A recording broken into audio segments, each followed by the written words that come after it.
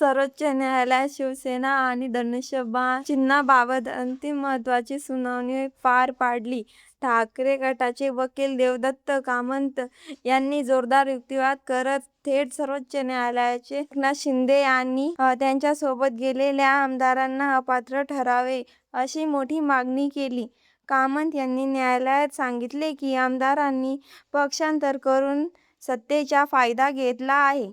जर हे पक्षांतर न्यायालयाने बेकायदेशीर ठरवले तर शिंदे गटाला मिळालेले चिन्ह आणि पक्ष या दोन्हींचा कायदेशीर आधार संपेल. त्यामुळे आमदारांना ज्या दिशा बाहेर पडली त्याच तारखेपासून त्यांनी अपात्र घोषित करता यावे. विधानसभा अध्यक्षांवर निशाण साधताना कामत म्हणाले की अध्यक्षांनी वेळेचा अपव्यय करत पक्षपाती निर्णय दिला. आता विधानसभेचा कार्यकाल संपत आल्याने हे प्रकरण पुन्हा अध्यक्षांकडे पाठवावे योग्य ठरत नाही.